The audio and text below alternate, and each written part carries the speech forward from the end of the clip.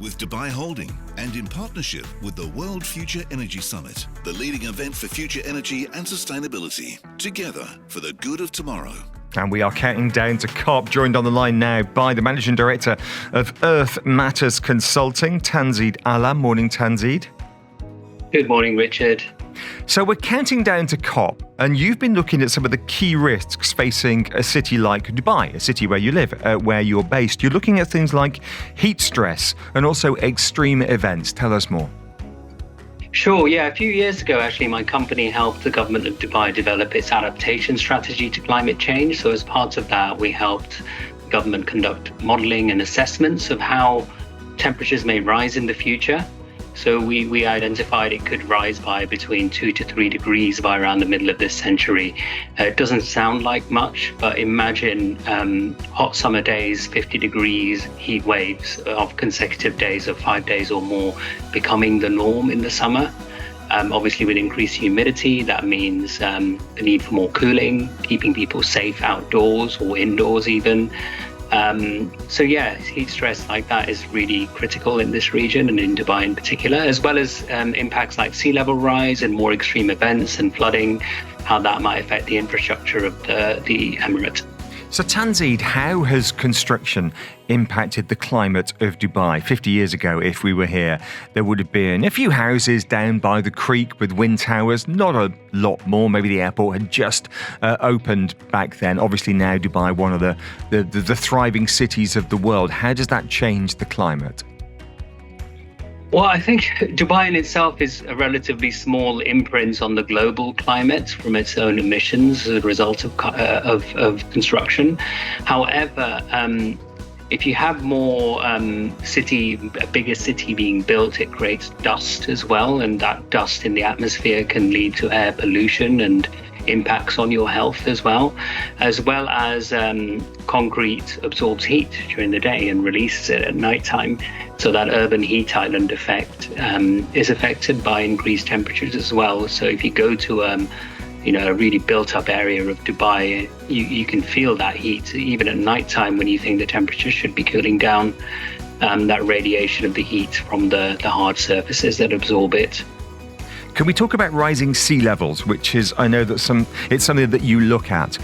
I would argue in my 25 years here, I haven't noticed a rising sea level. The creek is no higher than it was.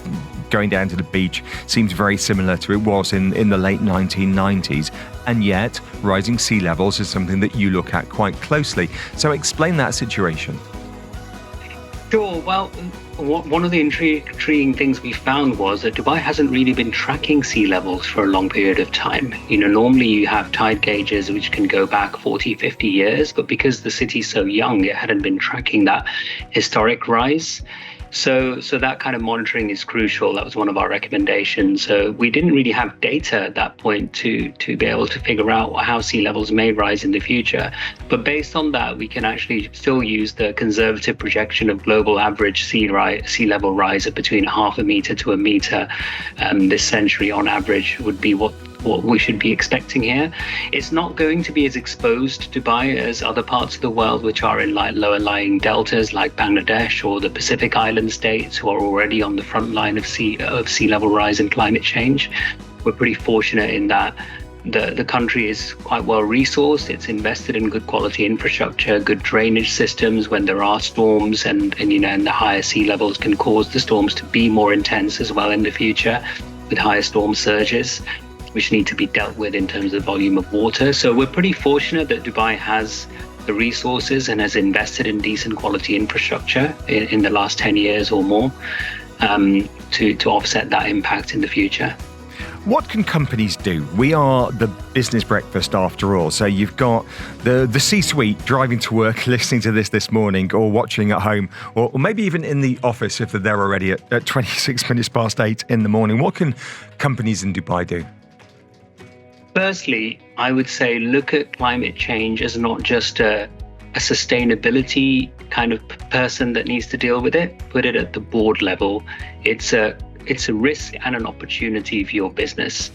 So with any company, look at it as part of your enterprise risk management and mainstreaming it within that. It's easy to deal with issues like reducing your emissions because there's a clear business case around investing in renewables and energy efficiency. But firstly, start with assessing the physical risks that climate change poses. There are methodologies and standards out there that enable you to do that. We help businesses to do that as well.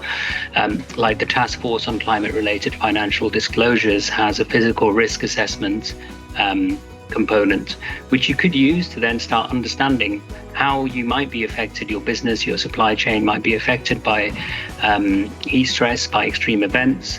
If you're in the food and beverage business, if you're importing food from potentially climate stressed parts of the world, how will that supply chain be affected? How can you help ensure, if you're importing rice from India, for example, that those farmers are well protected from climate change impacts because they're also on the front line, making sure you can still keep supplying rice to the local market, but diversifying and looking at other sources of food and rice, for example.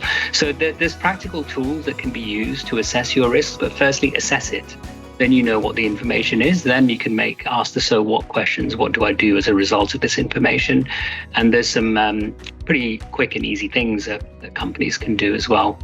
Finally, Tanzeed, let's talk about buildings again. You touched on this earlier, the fact that there's been so much construction in Dubai and the wider region as well. And there's a couple of points that you make. First of all, we need to make efficient buildings when we're building them, make the cooling efficient, make the buildings efficient. But also, you say, in terms of getting a mortgage or a loan on a building, banks, financial services organizations, increasingly looking at the carbon footprint of a building, deciding whether or not to give a 15, 20, 25-year loan on that building. What do we know? Yeah, well, this is a critical area. You know, banks, insurance companies, and elsewhere in other parts of the world have been looking at the risks facing their asset classes from climate change. So if you're going to be lending money to potentially a developer who wants to develop in a coastal area that's vulnerable to sea level rise, that premium may increase for them unless they have safeguards in place. Now, financial services here, the industry here is not quite as far ahead as their counterparts in Europe and in America in assessing these risks and pricing that in. So that's something that I know the UAE Ministry of Climate Change has been working with government, with banks and insurance companies here to help them understand what that means for their business. The Central Bank of the UAE also could play an important role here in setting mandatory climate stress tests for financial institutions here, so they can assess, like what the Bank of England is doing. So you have to kind of assess the risk of your portfolio, your investments from climate change and increased temperature rise in the future, and disclose those risks and manage them as well, and figure out how you can put together better insurance products or new insurance products, or green mortgages, for example, that incentivize developers to go for the top rated energy efficiency standard. So it doesn't, it can help price out that risk for them, that initial expenditure. Green mortgages for individuals as well, to be able to access those. If you're getting a building or a villa that's the highest energy efficient rating that's been dealt with, that can deal with stormwater and recollect that really well, that could be interesting areas that you could start putting in a price that's more attractive for people to invest in those sorts of assets. Tanzeed, we're going to have to leave it there. Fascinating conversation. Thank you very much indeed for joining us. The thoughts of the Managing Director of Earth Matters Consulting here in Dubai, Tanzeed Alam.